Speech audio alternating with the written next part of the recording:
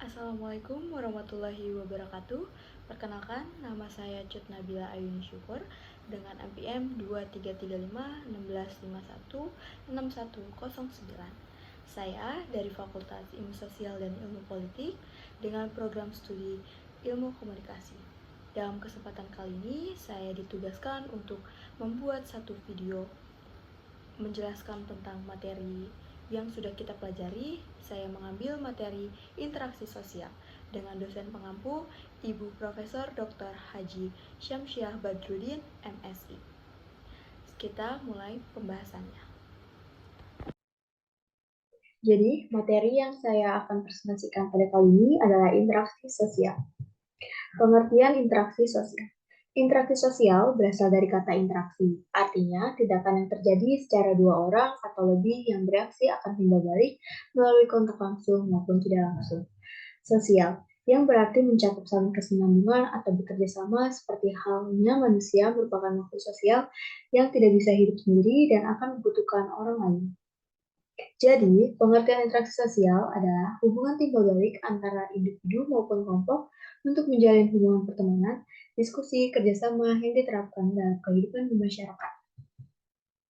Definisi para ahli. Menurut Gillian menjelaskan sebagai hubungan sosial yang dinamis antara individu dengan individu lainnya, atau dengan kelompok atau hubungan antar kelompok. Hubungan ini tercipta karena pada dasarnya manusia tidak bisa hidup tanpa orang lain. Menurut Bonner adalah hubungan antara dua orang atau lebih yang aksinya dari individu dapat mempengaruhi atau mengubah kehidupan individu lainnya. Menurut Humans, interaksi sosial adalah terjadi ketika aktivitas seseorang terhadap individu lainnya diberikan ganjaran atau hukuman menggunakan tindakan orang lain. Menurut Surjono Sukanto, bahwa interaksi sosial adalah proses sosial berkaitan dengan cara berhubungan antara individu dan kelompok untuk membangun sistem dan hubungan sosial. Faktor-faktor pendorong terjadi interaksi sosial. Yang pertama, ada imitasi. Imitasi merupakan tindakan atau usaha untuk meniru orang lain sebagai tokoh idealnya.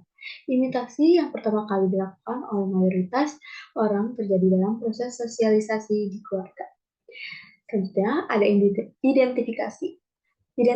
Identifikasi, kecenderungan atau keinginan seseorang untuk menjadi sama dengan orang lain. Identifikasi dilakukan secara sadar, artinya proses peniruan atau pengabsorpsian pandangan orang lain dilakukan dengan sengaja, berbeda dengan imitasi. Imitasi dilakukan dengan secara tidak sadar. Sugesti.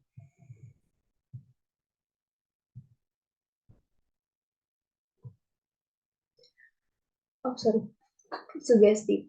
Sugesti pemberian pengaruh dari pandangan seseorang atau orang lain dengan cara tertentu, sehingga orang tersebut mengikuti pandangan atau pengaruh tersebut tanpa berpikir panjang. Simpati. Simpati merupakan suatu proses seseorang untuk merasa tertarik pada orang lain. Rasa simpati itu bisa juga disampaikan kepada seorang atau sekelompok orang atau lembaga formal pada saat tertentu. Ada empati. Empati adalah kemampuan memahami perasaan atau kondisi orang lain hingga seolah-olah ikut merasakannya. Motivasi. Motivasi adalah dorongan, rangsangan, pengaruh, atau stimulus yang diberikan seorang individu kepada individu yang lain, sehingga penerimanya menuruti atau melaksanakan apa yang dimotivasi kan secara krisis dan rasional. Bentuk-bentuk interaksi sosial. Interaksi sosial terbagi dalam 3 macam bentuk, yaitu asosiatif, disosiatif, dan akomodatif. Yang pertama, saya akan membahas bentuk interaksi sosial asosiatif. Bentuk interaksi sosial yang mengarah pada kesatuan, berupa 1. Kerjasama. Kerjasama itu apa sih? Kerjasama adalah suatu usaha yang dilakukan bersama antara individu atau kelompok. Tujuan kerjasama untuk mencapai suatu tujuan bersama. Contohnya, gotong royong. Yang kedua, ada asimilasi. Asimilasi. Sorry. Oke. Asimilasi. Asimilasi adalah Asimilasi adalah pencampuran dua atau lebih kebudayaan berbeda yang melebur menjadi suatu kebudayaan baru. Contohnya, dangdut merupakan hasil asimilasi dari budaya Melayu, Arab, dan India. Yang ketiga, ada akulturasi. Akulturasi, perpaduan dua atau lebih budaya yang berbeda tanpa menghilangkan ciri budaya lamanya.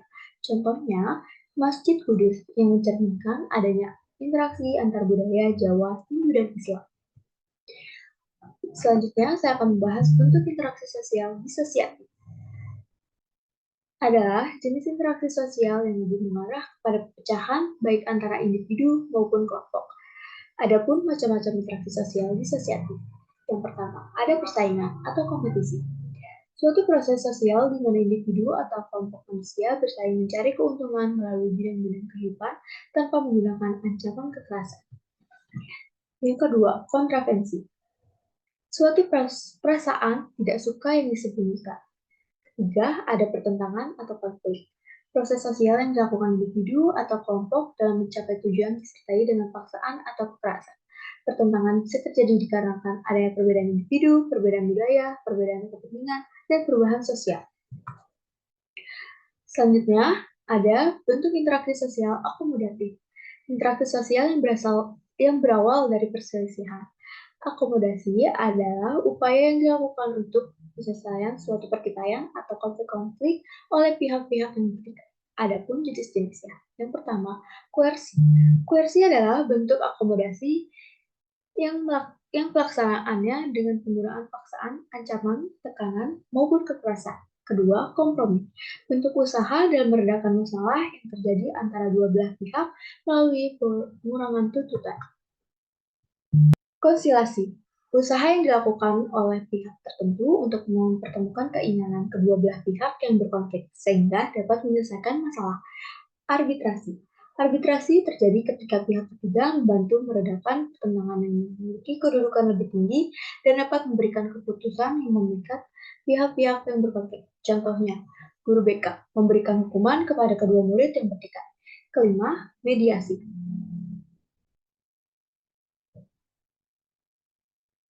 Mediasi adalah bentuk akomodasi yang dilakukan oleh pihak ketiga bersifat netral. Keenam, adjudikasi.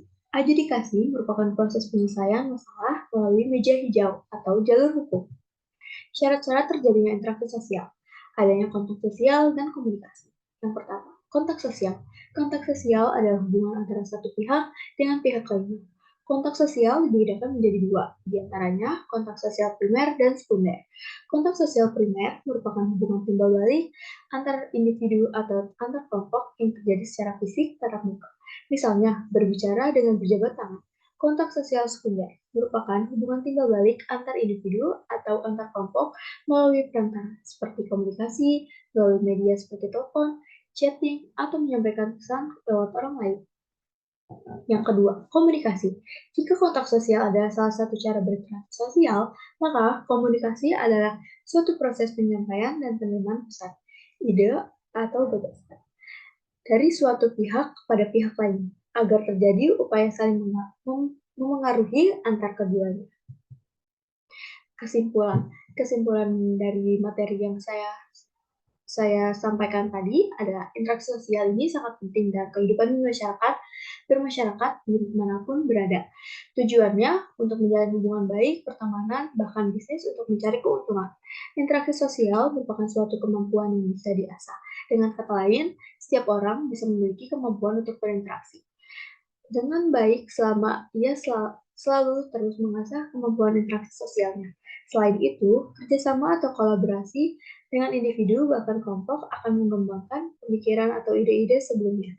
Tidak ada dalam pikiran kita dengan kerjasama atau kolaborasi, suatu pekerjaan akan lebih mudah untuk diselesaikan dengan optimal.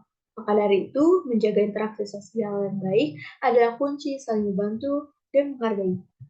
Oke, sekian dari presentasi yang saya bawakan tadi. Cukup sekian, terima kasih. Oke, cukup sekian dari presentasi yang saya sampaikan tentang interaksi sosial. Semoga dari video ini kalian dapat memahami apa itu interaksi sosial. Cukup sekian dari saya. Mohon maaf bila ada kesalahan. Wassalamualaikum warahmatullahi wabarakatuh.